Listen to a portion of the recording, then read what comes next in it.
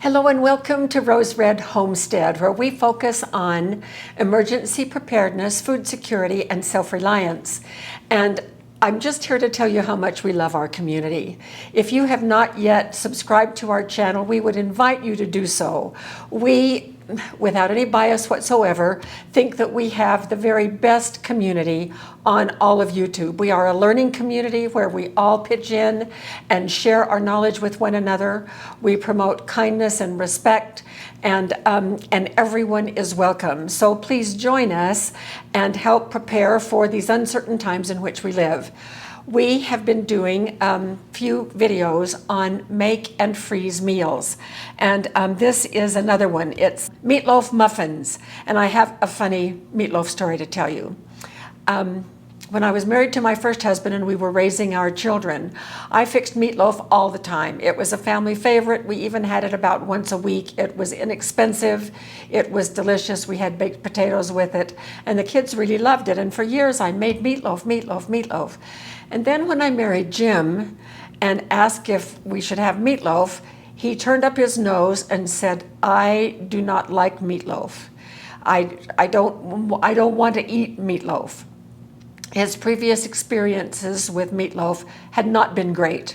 And so I was crazy in love with him, and still am, and respected that and just put that out of my mind. We were busy for the first years of our marriage with getting through school and with our graduate degrees, and then becoming professors and working hard, and still being invested with our respective families.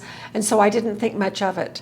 But lately I'd been kind of hankering for some meatloaf, and I'll tell you the reason why is because not just the meatloaf itself, but I absolutely love meatloaf sandwiches. You smear the bread with mayo and mustard, you lay down the meatloaf, and then you lay down slabs of pickles.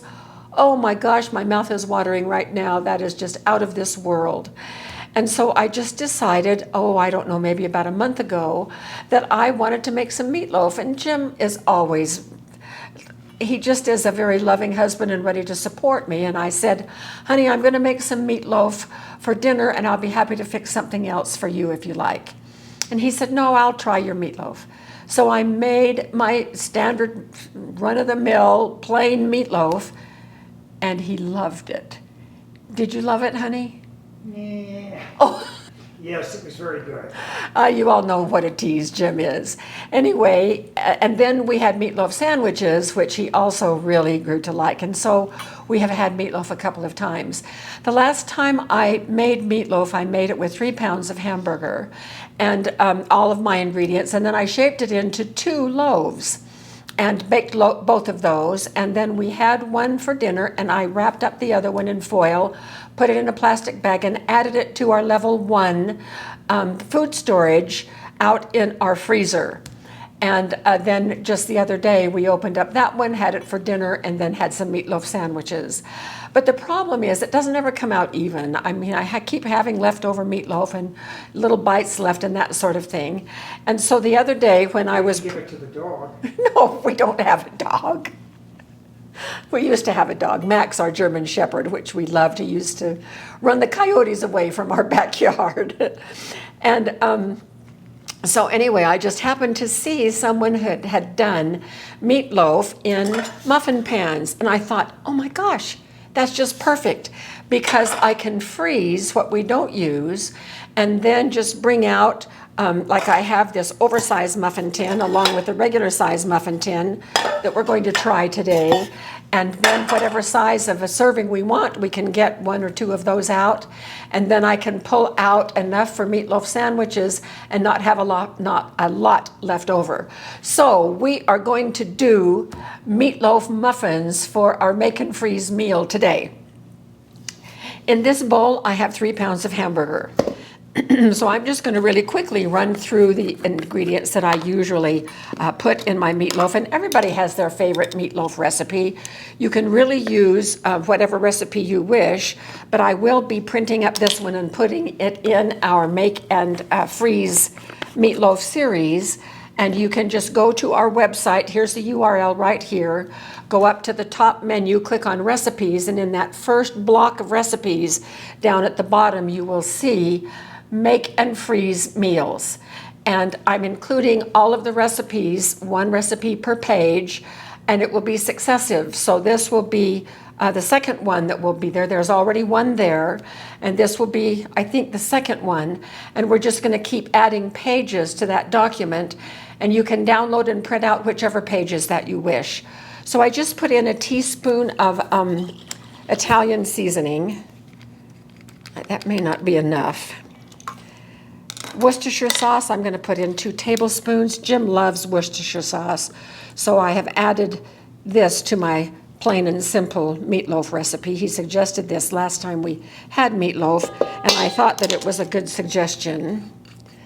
Then I'm going to use some crumbs, and these are actually Italian-style crumbs, so they have a little bit of parsley in them, and I'm going to put in about a cup and a half.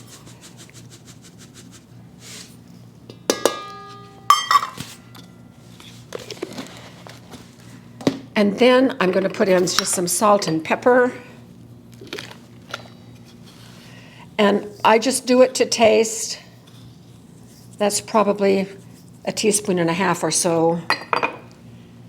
And then about a teaspoon of pepper.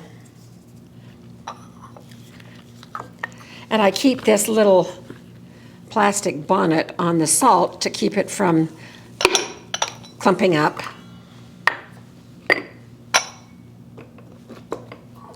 Then I'm going to put in some salsa,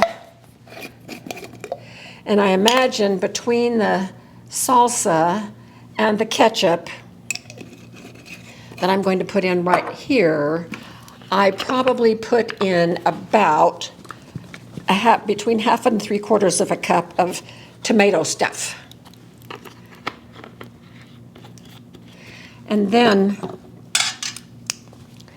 I'm going to put in some garlic. This is about a teaspoon of already minced garlic, and I imagine that is the equivalent of about 2 or 3 large cloves of garlic. Then as a binder, I'm going to put in a couple of eggs.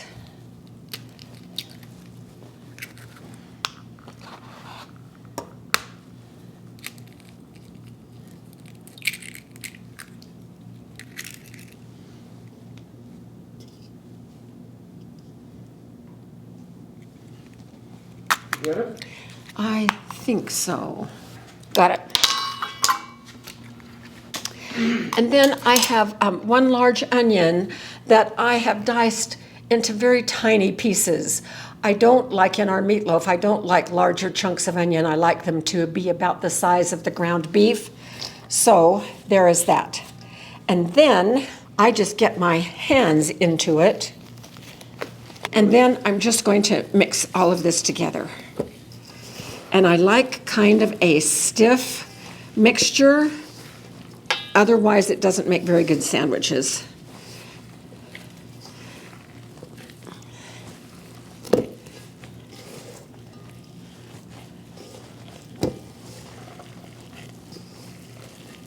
I think this is going to be just about right.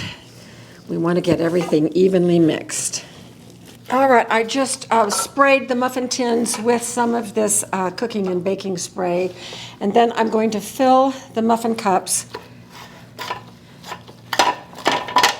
pretty much to the top. So we'll see how much we get. Don't you think these larger ones, Jim, are about the size of a serving for us? Yes, that works well. Then we'll have to have 3 for the smaller ones.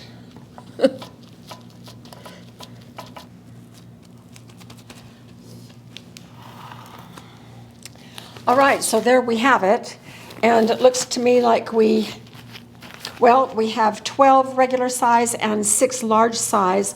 So I think 3 pounds would make either 2 muffin tins this size, so that would be 24 little ones, or it would make 12 large ones, or as I've split it this way.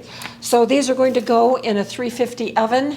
for about 25 or 30 minutes, and we will come back when they are finished. Well, we are back, and here they are. Don't they just look fantastic? I'm so pleased with them. Now, I checked them with this instant read thermometer, and they all registered between 160 and 170. And for beef, that is the difference between medium and well done. And so that's just exactly right. I wanted them to sit out here for a few minutes. We don't want to disturb them until they have cooled just a little bit so that they will hold together when we remove them from the muffin tins. We don't want them crumbling. And so here they are, holding together nicely. In the bottom, you can see a little bit of the grease has been melted off from the cooking. And we want them to cool completely, and I will continue doing this. Here's the size of the smaller ones.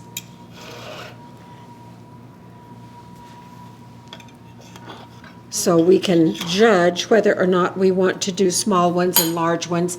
I think for us, Jim, we're going to want to focus on this larger size. But these will be fine. I think I will put 4 of this size in a package for a meal for us, and 2 of this size per package when I freeze them. And then if I want to do meatloaf sandwiches, I can pull out either size and cut them in slices. Oh my gosh, there goes my mouth. It's watering again as I think of meatloaf sandwiches. Pavlov was right. Oh, so in any case, this has been a great success, and we'll get these, when they are completely cool, we'll bag these up and put them out in our freezer as part of our level 1 food storage when we integrate the ingredients and the meals that we have ready in the freezer and in the refrigerator and pantry. This has been a great success, so look up that recipe or use your own and fix things this way. I love it when we can manage leftovers a little bit better by putting things in serving sizes and preserving them that way by freezing, so that there's no waste and nothing in the refrigerator gets to be too old that we have to just toss it out. So thank you so much for being with us. And we just appreciate so much to have you in our community. We are getting new subscribers every single day, which just thrills us. We're happy to share everything we know in our videos with those of you that want to improve your ability for emergency preparedness, food security, and self-reliance. So we will see you again very soon for more videos.